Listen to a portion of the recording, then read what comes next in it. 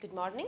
It seems like more than the emotions, it's the frustration which is running wild as the bears seem to be chilling out in the recent times. A string of domestic issues have suddenly sprung up to add to the already murky outlook on the external front.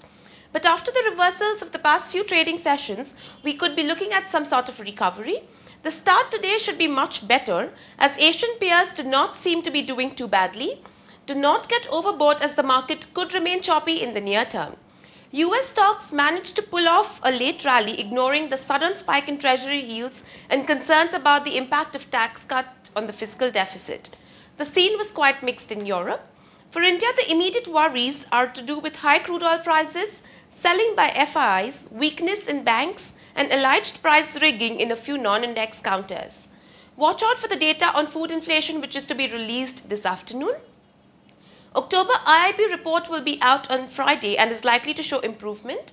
Next in line are monthly inflation data, which is to be released on the 14th of December, and the RBI policy review, which is scheduled for the 16th of December. The FIIs were net sellers of Rs 14.84 billion in the cash segment on Wednesday, while the domestic institutions were net buyers of Rs 4.09 billion as per the NSE website. The FIIs were net sellers at Rs 10.31 billion in the FNO segment. Foreign funds were net sellers at Rs 4.19 billion in the cash segment on Tuesday as per the SEBI website.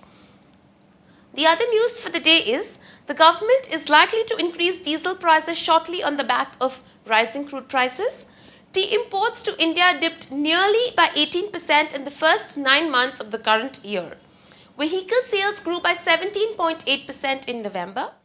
Indian exports grew at the fastest rate in 5 months at 26.8% YOY to $18.9 billion, while imports increased by only 11.2% YOY into $27.8 billion. RBI governor has said that inflation was still above the central bank's tolerance level. Tata Steel may team up with an Indian metal or minor company to make counterbid for Rio Tinto $3.5 billion offer. Supreme Court questions banks for Rs 1,000 billion loans to new licenses. Hindalco Industries Canadian unit Novelis will raise $4 million loan cum debt to refinance Hindalco debt. NTPC has earmarked Rs 1.5 trillion investment for sourcing equipment for its power projects in the next fiscal, the deliveries of which will be made over the next 5 years. State Bank of Jaipur and Bikaner said that it has raised deposit rates by up to 105 basis points on select maturities.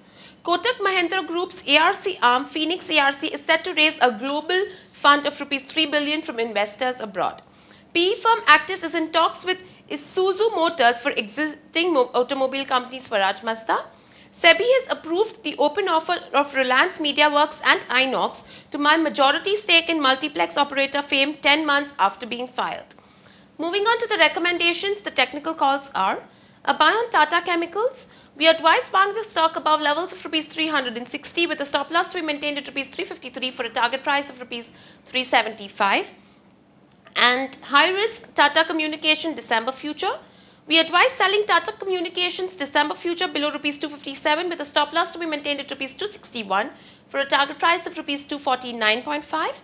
The derivative strategies are long SR oil December future in the range of Rs 130 to Rs 131 for a target price of Rs 135 and a stop loss is to be placed at Rs 127.5. And long Axis Bank December 1300 CA in the range of Rs 38 to Rs 41 for a target price of Rs 53 and a stop loss is to be placed at Rs 30.5. Thank you and have a great day ahead.